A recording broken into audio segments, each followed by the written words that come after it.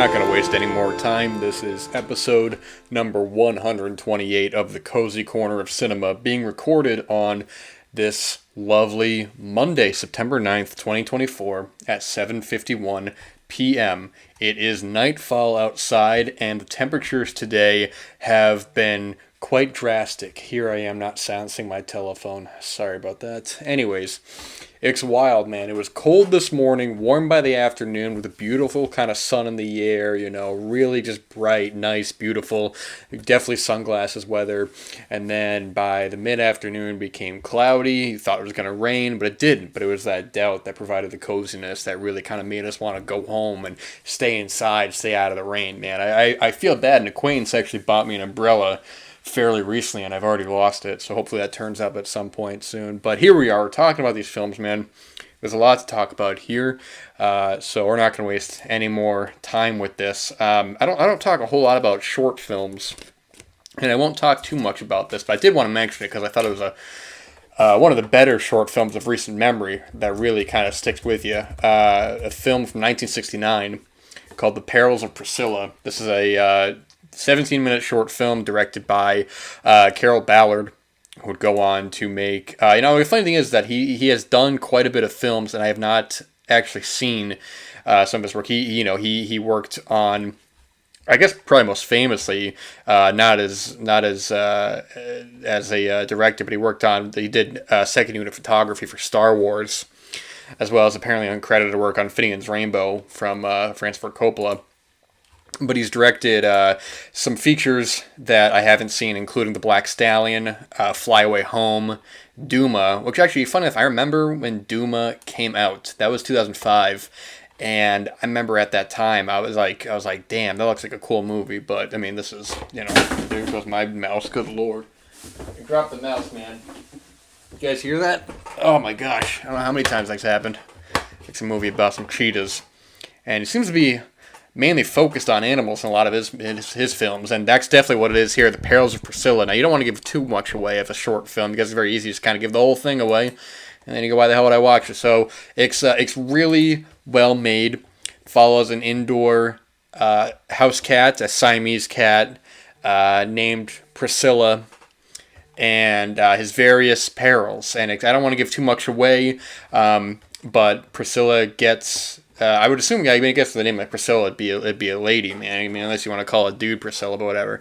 A cat who kind of gets herself into distressing situations, and it's a lot of great POV photography. We see times where to do certain cutting, they will cut between a real Siamese cat, and then they will cut to a POV shot. So there's one brief part early on where the youngest child picks up the cat as being a little too playful with it, and the dad's saying like, hey man, put the cat down, man, this is ridiculous. And we see the POVs just so you know the cat's not in danger, and later on when the cat gets herself into some pretty tricky situations that can be pretty distressing for a real animal, they do some great POV shots of going under a car and all that. It's a film that it hits hard. You watch it, and it almost plays out like a PSA in a way, kind of just a good moral lesson about your pets aren't, they're not toys, they're not, you don't gift someone a pet. They're a member of the family, and you got to treat them as such. You can't neglect them. You can't be very blasé about them. You really got to kind of treat them as one of your own and really kind of be careful with them.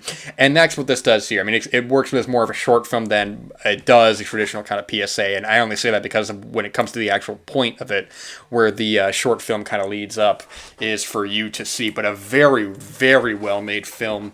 And it was reminding me, and I also wanted to mention as well that the animal wrangler on this, I had the name right here, is, bear with me for just a second, I do apologize. I have some note cards here. I like to kind of keep notes on some of these films that I talk about and certain people that I want to bring up. But Mo DeCesso, I apologize, has been an animal wrangler, an animal trainer on many films, many big films as well, including Wes Craven's The Hills Have Eyes, Willard, about the rats, Ben, worked on Annie, that movie Scissors from 91 with, what the hell's her name? Good lord, what the hell's her name? Sharon Stone. I was getting her mixed up with the chick from Clueless. What the hell's her name? It doesn't really matter, I suppose, right now. Alicia, Silverstone, I think is her name. Yeah, is that her name? Alicia Silverstone? I want to make sure about that. Alicia Silverstone. Yeah, that's her. I was getting it mixed up. Also in Blast from the Past, a very underappreciated romantic comedy from 1999, which is a very good film as well. But good stuff, man. Good stuff. If you like films about animals kind of getting themselves in some tricky situations, it can be a little distressing to watch for some people, especially if you watch some older films. You got to kind of be a little cautious about some of the precautions that may or may not have been taken. I mean, now we have so many. There's they always have the thing at the end of films like no animals were harmed. There were trainers on set, and I don't really know when that kind of became a real kind of prevalent thing where they were a lot less blasé about animal treatments on films. I think I would assume around the time of Milo and Otis because I know that production has been always kind of mired in allegations of animal mistreatment. Nothing of which has ever really come to surface, but it's more so about what's actually in the content of the film, which I think definitely raised some eyebrows in terms of animals being mistreated, and of course stuff like Heaven's Gate by Michael Cimino, where I think some horses were killed in that film. I think they actually blew up one with dynamite. Somebody said that was in the film, but I don't remember that. But I only ever saw it once, so maybe I gotta rewatch to keep an eye on it. But anyways, no, it's a very, very good short film. I watched it on YouTube. I think it's also on like Dailymotion or Vimeo on one of those sites. It's kind of low quality, kind of VHS rip, but it's definitely watchable, and it's very good stuff. It brought to mind a couple other kind of films for contextual sake. I'm thinking of like in terms of these. When I was saying PSA before, I'm talking about like I'm looking at something recently. Well, recently, so to speak. Oops, sorry, choking on my spit there. Good lord. I'm thinking of like George Romero's The Amusement Park from 1975, which had just gotten a release a couple years ago, which was made as a sort of PSA about elder kind of mistreatment and all that. And it's a really solid film starring Lincoln is it Lincoln Mazel, Maazel or Mazel? Was also in Martin, but it's a great kind of nightmarish. Almost hallucinogenic look into this day at this amusement park and all just the problems and being tossed over and these very surreal kind of sequences. The people who go online and they have to give away their stuff. It's a very surreal film, and it's a PSA. Don't get me wrong.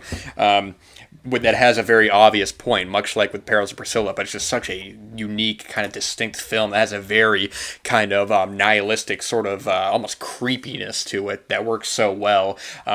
I think it brings to mind you ever watch any of the British kind of public information films from the 60s and 70s? I think probably most famously would be Lonely Water, which is about a minute or two. I can imagine that watching that one as a child was probably pretty scarring. There was all these like kind of PSAs about, getting yourself in danger and being careful, but with Lonely Water, they have this very ominous, very haunting shot of a child drowning, and they have the Grim Reaper up, and he turns towards the camera. I don't actually remember if he turns towards the camera or not. But he's definitely there. It's this wonderful gray sky, very ominous and brooding, and it kind of makes the hairs on your arm stand up, just a real kind of creepiness that no one's coming to save this child. The only person that can watch will be ultimately their death, man. It's wild. Narrated by Donald Pleasance. It's got a very great voice as well, very ominous voice. So it kind of brings to mind some of that stuff.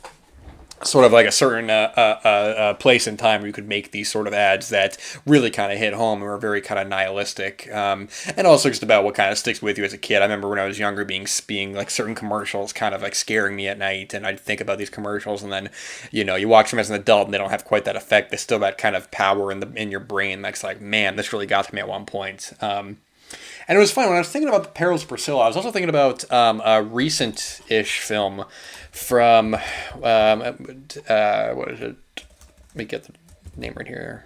Let me get the year, I should say, from 2014 called White God, which is a pretty good film. It's a film that I think I've actually liked the more that time has gone on, because White God is an interesting film. I don't remember where exactly it is. It's a foreign film, and it's about this young girl, and she's living with her dad now. And I'm trying to remember this from quite a little while ago, so I do apologize if I get some information wrong. But the dad really doesn't want the dog, and he's like, and I remember they have an argument one day. They're in the car about the dog, and he just gets so fed up that he pulls over and he throws the dog out of the car, and the daughter is obviously distraught, and they drive away, and it's in part a realistic kind of look at this dog who is left out on the street. You see these cars kind of driving by. The dog is very scared and very alone and has to kind of fend for himself. But then you get sort of these more kind of fantasy, sort of surreal, not even surreal, more fantasy, heightened reality sort of parts where the dog ends up going to this park with these other kind of stray dogs that have been abandoned, and then they gets caught up with like this underground kind of dog fighting, and the whole third act gets very fantasy like, intentionally so. And I think maybe when I saw it at the time, those kind of gritty, realistic parts really kind of show the possible grim life of a stray dog. I remember was very, very well done, but then the fantasy parts didn't quite work for me. But the more I've thought about it, the more I do actually like that kind of idea. I think when the dog actually goes to the park at first and kind of meets up with another dog and that kind of plays in later, in retrospect I was able to appreciate that more now than at the time, where it didn't feel very balanced for me. But with the Perils of Priscilla, I think that brings White Dog to mind, and not to be confused with I'm getting the name mixed up. White God, because there's another film called White Dog by Sam Fuller, which I haven't seen yet, so I guess I can't really speak on that. But if I said the other one, I meant White God, 2014. But good stuff nonetheless, man. All good stuff there. No shortage of quality titles there. Let's talk about one of my favorite films, man. We're going to talk about the brilliant 1977 film Sorcerer, directed by William Friedkin. I had the opportunity to see this theatrically recently, and you better believe I took that offer up, man. Sorcerer is a film that I had only ever seen once. And it stuck with me. Certain sequences stuck with me. And the great thing about this reviewing is that I remembered just enough of it where I didn't remember specifics. And even the third act, I was not totally remembering of. I remember a lot of the stuff past the bridge sequence is when I really started to get kind of foggy. I don't remember when I watched it last. So watching this again, it felt like rewatching it, but it also felt like a lot of parts watching it for the first time. And this is kind of what I've been talking about before when it comes to the theatrical experience, is that I'm watching this film and there's that great feeling when you're watching a completely captivating film where you're not just sitting there going like, yeah, this is a great film. I mean, there are just moments in this film. There are times in this film where you could not pry my eyes for the screen. And in retrospect, I mean, it really kind of goes without saying because he's such a prominent name now, but it really kind of makes me appreciate even more just how strong of a filmmaker that Bill Friedkin was. And I don't mean just like a great filmmaker, like he made great films. And I've talked about The French Connection on the show before and how that film had just such a huge impact on me the first time I saw it. I mean, The Exorcist, of course, is a masterpiece. That's such a staple of pop culture. But even when I look at his later work, To Live and Die in L.A., and I think Cruising is good. I think The Brink's Job is a cool movie. And then later on, when he does later films like Bug from 2006 or Killer Joe from 2011, I mean, a filmmaker like this is just as sharp as a tack. He's a very, very outspoken, could be difficult to work with very matter of fact. But I think the fact of the matter is that wasn't an intentional play on words. And of course, he did his early stuff. He did Harold Pinter's The Birthday Party. He did The Night They Raided Minsky's, The Boys in the Band, which I've only ever seen once. I wasn't crazy about it, but I think it's an interesting film. A good kind of, he did that, and then he followed that up with The French Connection, and then actually does The Exorcist, and then he follows that up with Sorcerer, and then kind of famously with Sorcerer, it comes out in 1977. Well, what's the other big film in 1977? Star Wars, and it comes out the same weekend. I think it's the same weekend, or it came out like right before, just way too close to each other. Star Wars becomes a behemoth of cinema and of pop culture, so Sorcerer kind of is thrown to the wayside. And Sorcerer is a film that really you have to sit with. You really have to. The first half is so meticulously put together, where we see these four characters from different parts of the world who ultimately have to hide out in, I think they're in South America. I don't remember exactly if they ever even say where they are. Maybe they do, but they have to hide out in this jungle. You just feel the heat. You kind of feel like the flies, flying around. You can almost smell the cigarette smoke. There's one great touch where Roy Scheider's character is at a bar top, and the guy wipes the knife on his shirt very kind of casually. That guy's probably got grease stains and sweat all over his shirt, and just kind of hands it to him, and he's like, "Hey, this is the best you can get." But they've all, these actors, Roy Scheider, Francisco Rabal, Bruno Cremer, and Amadou, they all come from backgrounds they have to hide out from, whether it be a bourgeois kind of Paris society or a low-life sort of, maybe not even low-life, but just a robber who ends up going after the wrong people, and ultimately met with an impossible task, which is that, I mean, in the most layman's of terms, it's really just you have to deliver these packages of dynamite. And time is of the essence. You can't wait, and it's the only way to do it is this very, very arduous way. And actually, you can't forget, Joe Spinell has a really small role in the film. This guy, I always forget he's in there. There was a couple times where the first time I saw him, I was like, "Is that Joe Spinell? I forgot he was in this." And then I see him again. He's not a main character; he's just there. But I'm like, there he is, man. Joe Spinell, what a great character actor. He's always like, always a pleasant joy to see him pop up in films. It's like when he pops up in Big Wednesday, and you're like, "Ah, it's great. Joe Spinell is there for one scene." And he has one of the best scenes in the film. He's just one of just the great actors of the '70s, man. You know, what a brilliant performer he was. But then when so you have all this great setup in the first half. You have a little bit of comedy too here and there, which actually kind of works. There's a great montage sequence where they're having to test out all these truck drivers to make sure, because you can't move the truck too much because the dynamite is actually leaking because of the heat, and if it gets too much, then it's just going to blow up, man. It makes it very, very fragile. And the fact they have to go this distance, I mean, it's almost certainly death, man. It's sort of like, if you get there, great, but if you don't, it's not going to be a surprise. And these four men who end up taking on the task. But once it actually gets going, once the trucks actually leave, and also as well, I want to mention a great kind of connection between this and the French Connection, no pun intended there, is I think one of my favorite sequences in any film is the sequence in the French Connection where they're dismantling the car and they're trying to find the drugs, and there's no score, they're just taking it all out, they're just taking pieces out. It reminds me of one of the sequences in The Conversation, which I won't give away, but a character is sort of starting to take away certain parts of an interior, and there's no music, but it's very kind of hypnotic the way, pieces are being taken out and unscrewed and lifted and all that. It's great. And here it works as well. It does have music, which I think also would have been maybe better if it didn't have music, but I think perhaps the comparisons to the French Connection might be there. Maybe some people at the time would go like, "Oh, you're just doing the same thing you did in the French Connection." Ironically, in that, you're dismantling a car, and here you're assembling two trucks, these ultra trucks that have to go across this, I think it's like 200 some odd miles to get to the top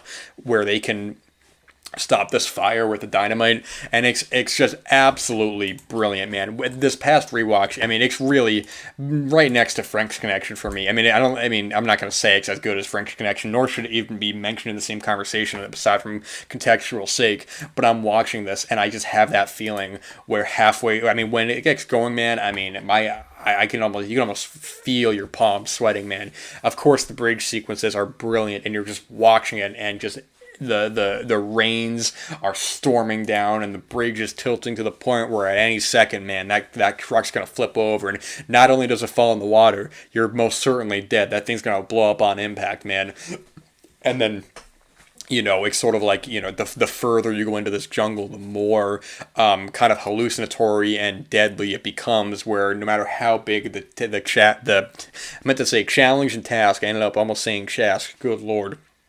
No matter how egregious the task at hand is, there's always something else right next to it, and it just keeps on going to the point where it becomes, like I said before, almost surreal, especially in one brilliant sequence towards the end. Also, the way the film looks as well. I love the contrast of every time they go to, early on they have the prologue between all of the characters and the different kind of color palettes there, and then you get to the jungle and these beautiful greeneries, and then you get to this one great sequence at the end when you have Roy Scheider's character, who's basically reflecting on earlier events of the film, this purple kind of haze. The cinematographer on this was Dick Bush, who had done quite a number of films from the 70s into the 80s. And actually, I think as well, if I can get this loaded right here, because he'd done stuff like, funnily enough, he'd done something like Phase 4 from 1974, which I'm not a big fan of, but that's a gorgeous looking film. And I also got to say as well, aside from Dick Bush, is John M. Stevens, who's done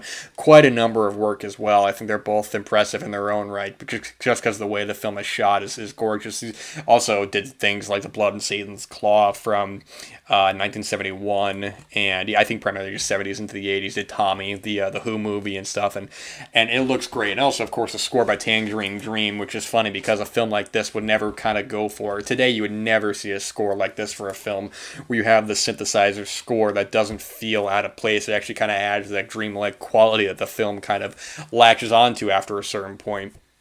But it worked throughout to kind of set that all up.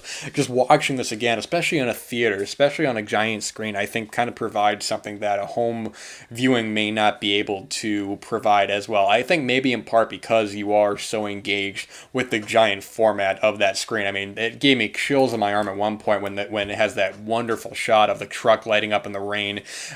Just it's almost in silhouette with just the lights out. It is beautiful. And then, of course, the bridge sequences, which seem almost endless. It seems like an impossible task. This rickety bridge that's cracking beneath you, and you just hear the wonderful sound design of just the wood being broken, the rope being pulled on. I mean, it's truly by the skin of your teeth, man. One wrong move and you're out of there. And then, of course, in the middle of it, like a great heist film, something has to go wrong, and that has to get resolved before the bigger issue can get resolved, and time is of the essence. Man, just rewatching this film, this was just one of my favorite theatrical experiences of recent memory. Just being so completely captivated and so into the film, man, where, I mean, it never lets up. Once it gets going, it really just does not stop. You can have moments where you're not maybe driving as much, but even with that, it still is dangerous, it still is frightening, and then when you get to the end, it's just one of the great endings where it decides to fade out on and cut to this title screen of Sorcerer, man, with the credits written and directed, or produced and directed by William Friedkin.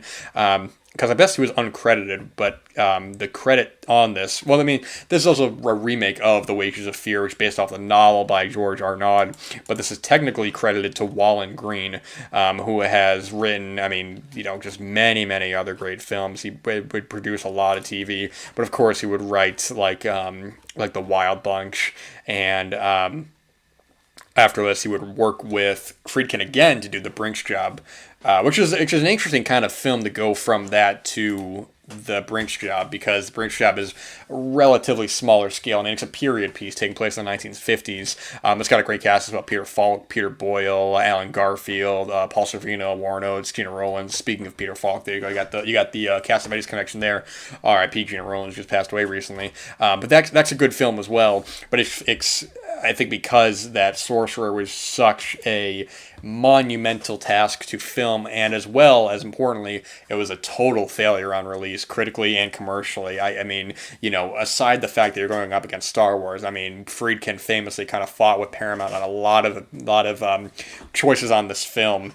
And I think it was Paramount that did this. I don't remember. I do apologize. But, you know, that comes out and then it doesn't do what they want it to do. And then what is this giant Star Wars movie that's making all this money and all that? So then he does the Brinks Job. And he's never really had a true dip in his career from everything. You know, I haven't seen all of his films, so I think maybe his 90s stuff I'm a little less familiar with. You know, I haven't seen Jade. I haven't seen his TV version of 12 Angry Men. I haven't seen The Guardian. But then even in the 2000s, man, I think The Hunted from 2003 is actually a pretty underrated film. That's with Ray Liotta, I think. I get the... No, I'm sorry, that's Narc I'm thinking of. But The Hunted is very good as well, with Tommy Lee Jones and Benicio del Toro. For whatever reason, I get that and Narc mixed up, with that's with Ray Liotta and I think Jason Patric in that, which was directed by the director of The Grey. Oh my gosh, I'm blanking on his name right now. Oh gosh, Joe something. I normally wouldn't look it up, but this is gonna actually bother me if I don't look this up now. Joe Carnahan, that is correct. Oh wait, yeah, okay, that's the one. And actually, I just got a 4K as well from Era, which I picked up. Very curious to rewatch it. I think The Hunted might have a Blu-ray as well. I really don't know. But Friedkin, I mean, just a wonderful filmmaker. Rewatching Sorcerer was just such an absolute treat. Seeing it theatrically, it's just been one of my favorite rewatches in probably ever. Just completely captivated and gave me a whole new love and appreciation of this film. There's not a moment of fat on this thing. The movie takes its time and really gets you settled with the characters, because once it gets going, man, there's no turning back. And it's a dairy, scary. What did I say? I say dairy? Oh my gosh, man, I'm losing my mind over here. It's 8 o'clock at night. Here I am talking about dairy, man, as if I'm a goddamn farmer. Good Lord. No, man, it's a scary, dangerous film, and you feel the weight of it. You feel when they're going on the side of the mountains that are crumbling beneath the tires, these heavy pieces of machinery. There's a wonderful, smaller sequence early on where they have to get over these wooden panels. And, oh my gosh, man, what a brilliant, brilliant film. one of Friedkin's best, and a film that, goes without saying, you're just not going to make something like this again. And I think in part because when you have films like this where you're filming in these really dangerous kind of conditions where, you're not going to have that now. You're going to have, I think of something like The African Queen with Humphrey Bogart and Lauren Bacall, just sort of with Katharine Hepburn, I apologize, where you have these just really kind of nightmarish production directed by John Huston. And actually, Katharine Hepburn wrote a book about the making of that film and kind of how troublesome it was. And then actually, Clint Eastwood made his own film that was loosely based on that, called I think White Buffalo or Black Heart or something like that. It's a four-word title, and I haven't seen. I think it's from the 80s or 90s that he did it. White Buffalo, Black Heart, I think is what it's called. But I know it's loosely based on that production. So, you're not going to have that now. You're not going to have, who's I'm trying to think like big act, like you're not going to have, Ryan Gosling, be running around in these dangerous kind of South American jungles. Man, and that's why I think the closest that, I remember watching The Lost City of Z with Charlie Hunnam, I think was his name, from Sons of Anarchy, but that was a film as well, which I like a lot, actually. I think it's actually a very good film. Robert Pattinson has a small role in that as well, about these characters who are trying to discover this, what would be South America, and the dangerous kind of, the dangerous, literally uncharted territory, and just what lies beneath, based on a true story as well, I believe, to my knowledge. But that's one as well, that if it was made at a certain time, that it'd be a completely different film, not in the literal sense, but also because, that these are Hollywood actors. They're not going to let these guys get hurt. They're going to go back to their trailers at the end. Whereas you watch a film like Sorcerer, or like Apocalypse Now, or The African Queen, or even something smaller scale but still as dangerous, something like Cannibal Holocaust, where it feels like real danger that's being filmed in here. The real kind of wildlife around, the diseases you can catch. It's very scary filmmaking, being behind the camera, that, you can look at it with rose-tinted glasses and saying it felt more authentic, and that's absolutely true, but you can understand why they wouldn't do something like that now, where you can watch something like The Jungle Cruise with, The Rock and Emily Blunt, and they're on a green screen, they're not actually going to go to the jungle and all that, they're safe, and that's fine for what it is, but I do think that authenticity is lost, and that real sense of danger of just what could really happen to not just these characters, but these actors, and it's for better or for worse, man. It's sort of like you can't look at these films and kind of only look at it as a positive that they were doing these certain things. It's just a matter of fact they happen to do them and live, and we get to watch them at the end with the film results to kind of boot. But that's why we got to cherish these films that probably won't be made again. I can't see something like Sorcerer being made in a contemporary way like this. Maybe the same kind of film. I'd be very interested to kind of compare it to the film adaptation of The Wages of Fear from, I think it was 1953 with, it's 1953 with Wes Montan. Actually directed by Henry George Clauset. I'd probably saying that wrong. So I'd be interested to kind of compare that. Because it's actually even about the same runtime. This is 2 hours 1, that's 2 hours 11. So it'd be cool to kind of check that out for contextual sake against this. But anyways, that's all I'll finish that up right here. Sorcerer, a brilliant film. If you have the opportunity to see it theatrically, do not sleep on it. It is a film that demands a large screen and sort of demands that attention that at home you may not be able to fully get. And that's why these theatrical watches of these films is so important. And it's not just a passive way to kind of watch these films, but to actually make the effort to go see them. It kind of makes a difference in the world. But that'll be it.